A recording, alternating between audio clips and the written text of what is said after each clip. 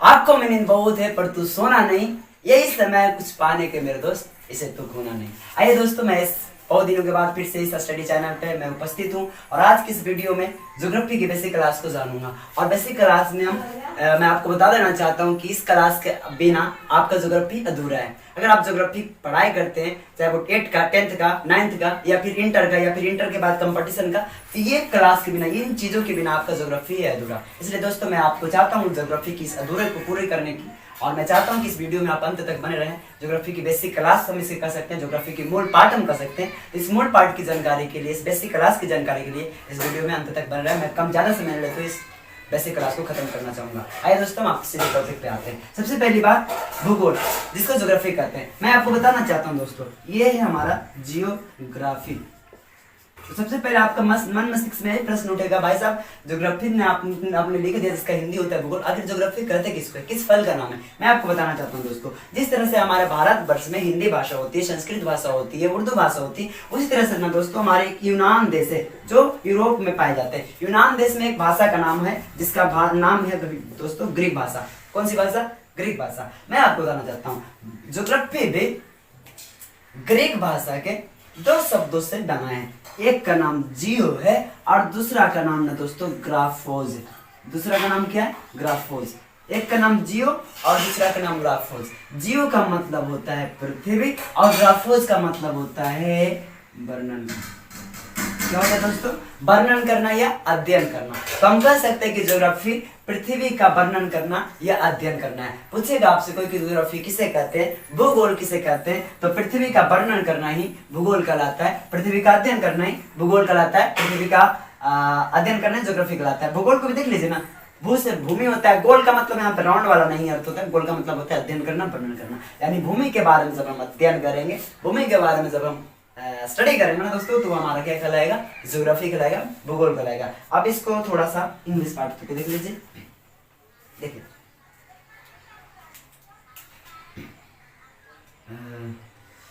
कोई पूछता है ना इंग्लिश में व्हाट इज ज्योग्राफी, आप बताइएगा स्टडी या एक्सप्लेन।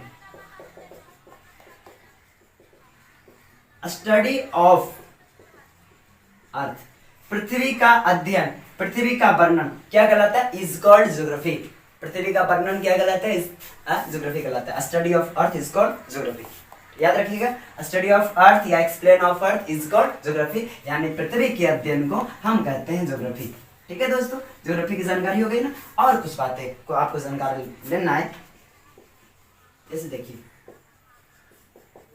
जो हमारा भूगोल है, ये भूगोल जो है ना दोस्तों, इस शब्द का पहले बार प्रयोग किसने किया था? तो उसका नाम है इरेटो अस्थनीज। भूगोल शब्द की जन्मदाता पूछे तो इरेटो अस्थनीज, और भूगोल सब्जेक्ट का जनक पूछे तो उसका नाम है हिकेटियस। ठीक है दोस्तों, याद रखिएगा। उसके बाद फिर आपको जानकारी लेना है। क्या लेना है जानकारी? कि हमने बताया अभी भूगोल ज्योग्राफी पृथ्वी का अध्ययन है, तो आप पृथ्वी के बारे में थोड़ा तो जानेंगे, क्योंकि भूगोल पृथ्वी का अध्ययन है ना। किसका अध्ययन है? पृथ्वी का अध्ययन है। अब देखिए, तो अब मैं आपको बताना चाहता हूँ पृथ्वी से सबसे बड़ी पहली प्रश्न, भैया पृथ्वी और पृथ्वी कैसा आकार का होता है? तो आप ना भैया 10th तक पढ़िएगा कि पृथ्वी कैसा होता है? गोल होता है। जब आप जैसे 11th में जाइएगा ना, तो पृथ्वी गोल नहीं होता है, पढ़िएगा कि ज्वाइड होता है। किस आकार का? ज्वाइड आकार का होता है। अब ये ज्वाइड को छूता है, देखिए ये होता है ज्वाइड। पृथ्वी लगभग गोल है, पूरी तरह से गोल नहीं है। ठीक है, इसी को भूगोल भी जो है यहाँ पर से लंब डाल करके गोल बना दिया है, तब कहते हैं पृथ्वी गोल है। कहाँ तक? 10th तक। 11th में ज्वाइड आकार का, इस आकार को हम लोग ज्वाइड आकार कहते हैं। ठीक है, याद रखिएगा। फिर भी आप एक और प्रश्न आता है कि भैया पृथ्वी गोल है तो हमें चपटी दिखाई देती है, रोड भी चपटा, घर भी चपटा, चपटा क्यों दिखाई देता है? तो भैया इसलिए हमें पृथ्वी चपटी दिखाई देती है क्योंकि एक जगह से, देखिए ये हमारा भारत देख रहे हैं ना। हाँ, अब मैं आपसे पूछना चाहता हूँ कि आप भारत में रहकर के आप अमेरिका को देख रहे हैं, ऑस्ट्रेलिया को देख रहे हैं, इंग्लैंड को देख रहे हैं? नहीं देख रहे हैं ना। तो इसीलिए हमें पृथ्वी चपटी दिखाई देती है, क्योंकि एक जगह से पूरे पृथ्वी को नहीं देख सकते। जब पूरे पृथ्वी को देख लेंगे तो पृथ्वी गोल दिखाई देगी। ओके, हाँ, एक जगह से पूरे पृथ्वी को ना देख पाने के कारण ना भैया पृथ्वी दिखाई देती है चपटी। पूरे पृथ्वी को देखेंगे तब हमें दिखाई देगा जो पृथ्वी का आकार रहेगा। ठीक है, याद रखिए। आगे की बात दोस्तों, पृथ्वी में एकदम ठीक बीचों बीच रेखा, देखिए पृथ्वी के ठीक बीचों बीच में एक रेखा खींचा गया है। आप कीजिएगा, पृथ्वी के ठीक बीचों बीच में एक रेखा खींचा गया है जिसका नाम है दोस्तों विषुवत रेखा। कौन सी रेखा? विषुवत रेखा। और ये है 0 डिग्री अक्षांश पे। विषुवत रेखा का दूसरा नाम भूमध्य रेखा भी है, 0 डिग्री अक्षांश भी है, और इक्वेटर इसका नाम है इंग्लिश में। विषुवत रेखा के ऊपर वाली जो रेखा है इसका नाम है दोस्तों कर्क रेखा। कौन सी रेखा? कर्क रेखा। कर्क रेखा के ऊपर एक और रेखा है जिसका नाम है आर्कटिक रेखा, ठीक है। और कर्क रेखा हमारा 23.5 डिग्री उत्तरी गोलार्ध में है, आर्कटिक रेखा 66.5 डिग्री उत्तरी गोलार्ध में। विषुवत रेखा के नीचे हमारा है मकर रेखा, मकर रेखा के नीचे अंटार्कटिक रेखा, ये भी 23.5 डिग्री दक्षिणी गोलार्ध और ये 66.5 डिग्री दक्षिणी गोलार्ध। अब से पूछेगा विषुवत रेखा किसे कहते हैं, मध्य रेखा किसे कहते हैं? सभी के नाम है। अब बताइएगा ना, जो पृथ्वी को 2 बराबर भाग में बांटती है। विषुवत रेखा जब पृथ्वी पर चलती है ना दोस्तों तो एकदम 2 बराबर भाग में बांटती है, एक वाला भाग ऊपर, एक वाला भाग नीचे। और ऊपर वाला भाग को कहते हैं उत्तरी गोलार्ध और निचला वाला भाग को कहते हैं दक्षिणी गोलार्ध। विषुवत रेखा पृथ्वी को 2 बराबर भाग में बांटती है, काटती है, तो ऊपर वाले भाग को उत्तरी गोलार्ध कहते हैं और निचले वाले भाग को दक्षिणी गोलार्ध कहते हैं, ध्यान है, ठीक है। उसके बाद फिर आपको इन रेखा को याद रखना है। और मैं एक और बात बताना चाहता हूँ, ये जो हमारे पृथ्वी है ना, इसमें मुख्य रूप से 2 ही रेखा पाई जाती है। मुख्य रूप से कितनी रेखा? 2 रेखा। पहला का नाम है अक्षांश रेखा। पहला का नाम कौन सी रेखा दोस्तों? अक्षांश रेखा। और दूसरा का नाम है देशांतर रेखा। दूसरा का नाम क्या है? देशांतर रेखा। ये देखिए हमारा पृथ्वी, ये है उत्तर। मैं आपको बताना चाहता हूँ दिशा, दिशा को देखिए दोस्तों, जमीन पे तो है ना, इधर पक्ष, इधर पूरब, इधर पश्चिम, इधर उत्तर, इधर दक्षिण, लेकिन किताबी भाषा में ऐसा नहीं होता है। किताबी भाषा में ऊपर वालों को उत्तर कहते हैं और नीचे वालों को दक्षिण कहते हैं, इधर वालों को पश्चिम कहते हैं और इधर वालों को पूरब कहते हैं। उसी तरह से हमारे पृथ्वी में भी उत्तर, दक्षिण और पश्चिम और इधर पूरब। तो देखिए यह है उत्तरी और ये दक्षिण, इधर है पश्चिम, इधर पूरब। तो ये पूरब, ये पश्चिम, ये सॉरी माफ कीजिएगा, ये पश्चिम और इधर पूरब, इधर उत्तर और इधर दक्षिण। अक्षांश रेखा किसे कहते हैं? पश्चिम से पूरब मिलाने वाली रेखा को अक्षांश रेखा कहते हैं, या पूरब से पश्चिम खींची गई काल्पनिक रेखा को अक्षांश रेखा कहते हैं। पूरब से पश्चिम खींची गई काल्पनिक रेखा को कौन सी रेखा दोस्तों? अक्षांश रेखा। पूरब से पश्चिम खींची गई रेखा को अक्षांश रेखा कहते हैं। और उत्तरी ध्रुव और दक्षिणी ध्रुव को मिलाने वाली रेखा को देशांतर रेखा कहते हैं। उत्तरी ध्रुव और दक्षिणी ध्रुव को मिलाने वाली रेखा को देशांतर रेखा कहते हैं। और ऐसा फिगर आप अभी देखें, क्या इसको कहते हैं? ग्लोब। अब ग्लोब क्या होता है? पृथ्वी का नमूना होता है, प्रैक्टिकल होता है। जैसे हमारा एक मूर्ति बना दिया जाए, हमारा एक फिगर बना दिया, तो वो हमारा नमूना हो गया, वो हमारा प्रैक्टिकल हो गया। तो ये ग्लोब भी पृथ्वी का एक नमूना है, तो ये हमारा पृथ्वी का नमूना है। अक्षांश रेखा पूरब से पश्चिम खींचे गए काल्पनिक रेखा को अक्षांश रेखा कहते हैं, उत्तर से दक्षिण खींची गई काल्पनिक रेखा को देशांतर रेखा कहते हैं। इसमें आपको और बातें कोई ध्यान रखना दोस्तों कि अक्षांश रेखा ना दोस्तों, अक्षांश रेखा की कुल संख्या है 181। यहाँ विषुवत रेखा से ऊपर में 90 को अक्षांश रेखा है और विषुवत रेखा के नीचे 90 को अक्षांश रेखा है और एक खुद विषुवत रेखा। इस तरह से 181 को हमारा अक्षांश रेखा की संख्या है। और अक्षांश रेखा दोस्तों, इसका उपयोग, अक्षांश रेखा का प्रयोग ना दोस्तों मौसम, जलवायु, तापमान को निर्धारित करने के लिए अक्षांश रेखा का प्रयोग किया जाता है ना। तापमान को, टेम्परेचर को बताना तो किसका? अक्षांश रेखा का प्रयोग किया जाता है। और देशांतर रेखा की बात करें तो इसकी कुल संख्या है 360 और 360 के बाद में बात करूं तो 360, और इसका काम है तिथि निर्धारण करना। क्या है क्या दोस्तों? देशांतर रेखा का तिथि, दिनांक को निर्धारण करता है। उसके बाद फिर ये बातों को ध्यान रखेंगे, बेसिक चीज है ना। अक्षांश रेखा की संख्या 181, देशांतर रेखा की संख्या 360, ठीक है। इसके बाद मैं आपको बताना चाहता हूं दोस्तों, ध्यान से समझिएगा इन बातों को। उसके बाद हमारा भारत कहाँ है? तो हमारा भारत ना भैया कर्क रेखा के पास है, यहाँ पे हमारा भारत है। और आपको एक प्रश्न हमेशा पूछता है कि कर्क रेखा भारत के कितने राज्यों से होकर गुजरता है? तो कर्क रेखा दोस्तों भारत के 8 राज्यों से होकर गुजरता है। और उन 8 राज्यों को आपको याद रखना होगा। एक ट्रिक है, एक क्या है? ट्रिक है, और उस ट्रिक का नाम है, आपका मित्र होगा भैया, तो मित्र पे क्या करना है? ये गमछा झाड़ना है। धुंचा गुजारना है, याद रखिएगा। मी से मिजोरम, त्र से त्रिपुरा, प से पश्चिम बंगाल और र से राजस्थान, ग से गुजरात, म से महाराष्ट्र, छ से छत्तीसगढ़ और झ से झारखंड। माफ कीजिएगा, म से मध्य प्रदेश है ना, मध्य प्रदेश, झारखंड, छत्तीसगढ़ और झारखंड, ठीक है, ये आपको याद रखना है।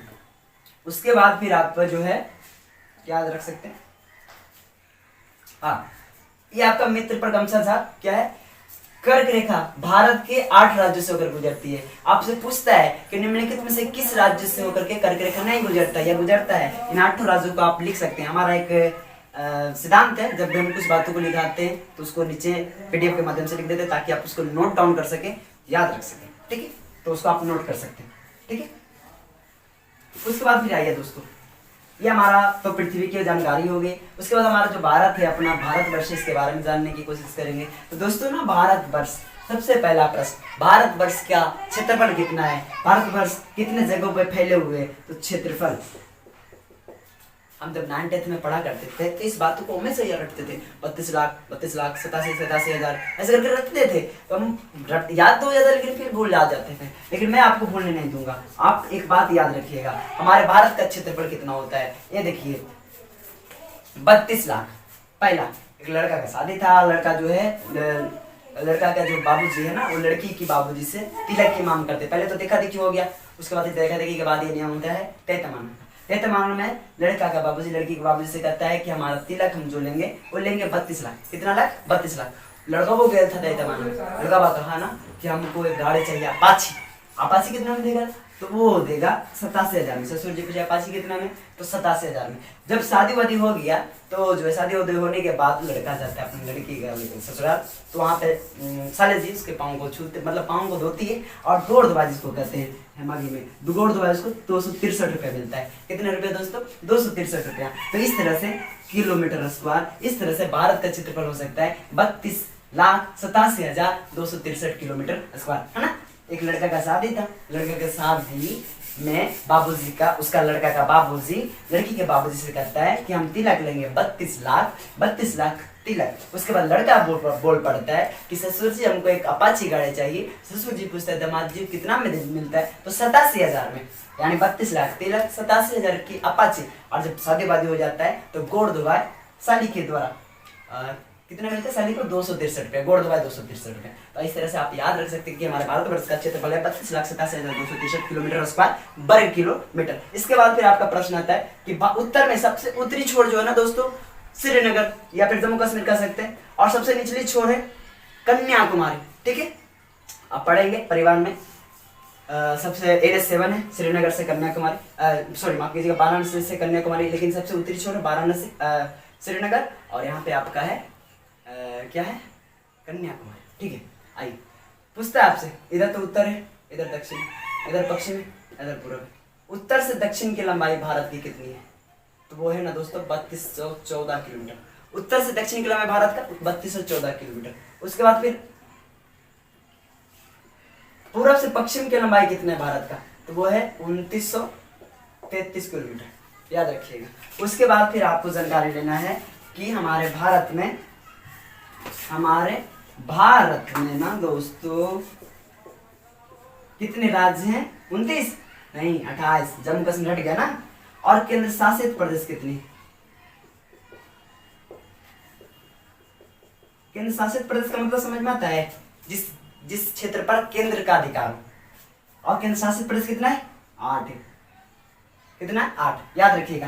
पहले केंद्र शासित प्रदेश दोस्तों 7 हुआ करता था, 2 बढ़ गए, जम्मू कश्मीर और लद्दाख बढ़ गए तो हो गया 9, और 1 घट गए। कैसे घट गए? दादरा नगर हवेली और दमन दीव 2 पहले अलग अलग केंद्र शासित प्रदेश हुआ करते थे, अब दोनों एक ही केंद्र शासित प्रदेश बन गए, इसलिए 9 में से 1 घट गया। तो अब कितना बच रहा है केंद्र शासित प्रदेश? 8। केंद्र शासित प्रदेश आपको पीडीएफ पे लिखा होगा, आप उसको नोट डाउन कर सकते हैं। उसके बाद राज्य को आपको पता होगा। उसके बाद में दोस्तों आप आइए आगे। इसके बाद आपको भारत के पड़ोसी देश के बारे में पढ़ना होता है। पड़ोसी का मतलब क्या होता है? जो अगल बगल रहता है। तो भारत में जो अगल बगल देश है उसको भारत के पड़ोसी देश कह सकते हैं। अब देखिए यहाँ पे आपका सबसे पहले पाकिस्तान है। अब मैं आपको बताना चाहता हूँ कि अगर आपसे कोई पूछे कि भारत के कुल पड़ोसी देश की संख्या कितनी है, तो भारत के कुल पड़ोसी देश की संख्या में दोस्तों वो है 9। कितने? 9। कुल पूछेगा तो 9, और 9 को तो भागों में बांटा गया, एक स्थल मार्ग से, एक स्थल मार्ग वाला पड़ोसी देश और दूसरा जल मार्ग वाला पड़ोसी देश। स्थल मार्ग से जो है दोस्तों 7 को पड़ोसी देश है, और जल मार्ग से कितने पड़ोसी देश है? 2 है। और इस तरह से कुल कितने पड़ोसी देश हो गए? तो 9 हो गए। उसके बाद देखिएगा, सबसे पहले स्थल मार्ग से कितने? 7। पहला का नाम है पाकिस्तान और दूसरा का नाम है अफगानिस्तान, यहीं पे। तीसरा का नाम है दोस्तों चाइना, यहाँ पे। और चौथा का नाम है नेपाल, यहाँ पे। पांचवा का नाम है भूटान, यहाँ पे। और छठा का नाम है बांग्लादेश, जो यहाँ पे। और सातवां और अंतिम का नाम है म्यांमार, जो यहाँ पे है। नोट डाउन करते रहिएगा पीडीएफ के द्वारा। उसके बाद जल मार्ग से 2 है। पहला का नाम श्रीलंका, जो यहाँ पे। और दूसरा का नाम आपको मैप में मिलता होगा, यहाँ पे द्वीप द्वीप द्वीप, थोड़ा छोटा छोटा, और इस द्वीप को कहते हैं मालदीव। और इस तरह से हमारा भारत के कुल पड़ोसी देश की संख्या कितनी है? 9 है। कितने दोस्तों? 9 है। आपको याद रखने की आवश्यकता है। आगे की बात, एक बात और आपको याद रखना का, प्रायद्वीप। आपको पता होगा कि भारत का जो है ये निचला वाला छोर, तीनों छोर जल से घिरा हो, और वैसा क्षेत्र जो तीनों ओर से जल से घिरा हो उसको प्रायद्वीपीय क्षेत्र कहते हैं। तो भारत का जो निचला क्षेत्र है ना दोस्तों, मेरे प्यारे भाई और ये निचला क्षेत्र प्रायद्वीपीय भारत है।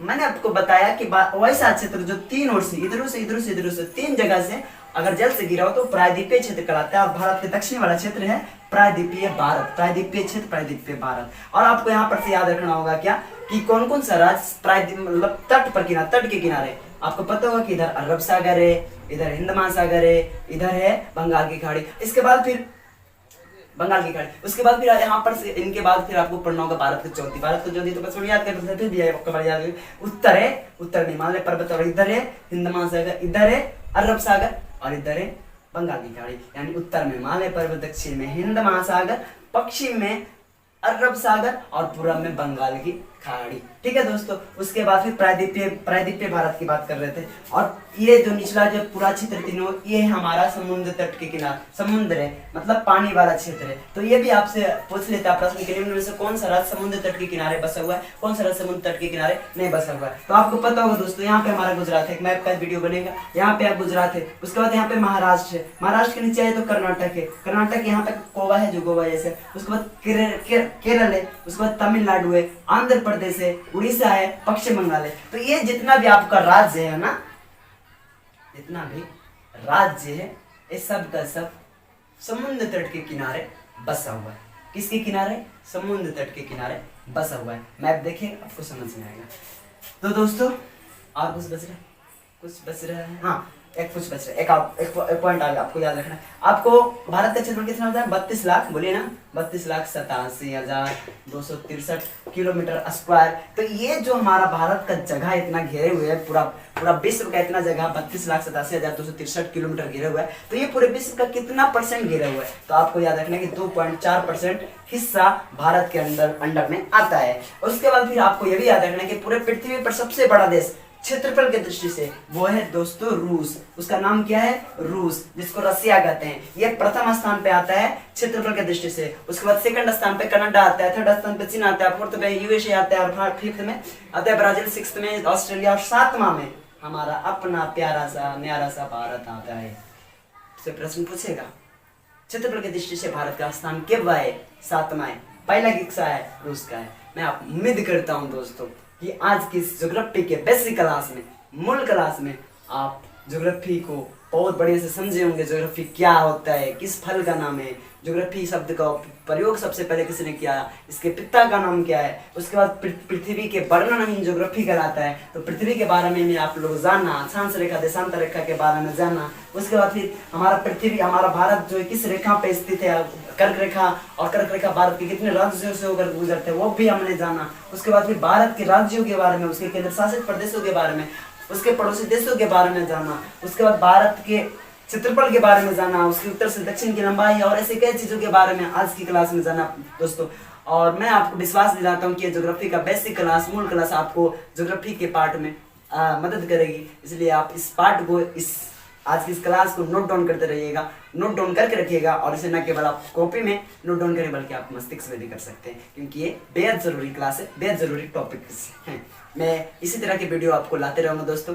अगर ये चैनल को आप नए बार आए हैं तो इस चैनल को आप सदस्यता को ग्रहण जरूर कर लें, क्योंकि इस स्टडी मंच पे आपको हर तरह के वीडियो मिल सकता है। जो भी प्रॉब्लम है वो प्रॉब्लम मैं इस स्टडी मंच पे वो पूर्ण करता हूँ, चाहे वो आप बोर्ड की तैयारी कर रहे हो या फिर किसी चीज की तैयारी कर रहे हो। विशेषकर हम बोर्ड की तैयारी को करवाते हैं, तो ये आपको ध्यान में रखना है, ठीक है दोस्तों। हाँ, तो इन बातों को आप ध्यान रखें और हमारी शुभकामनाएं, आप पढ़ते रहिए, बढ़ते रहिए।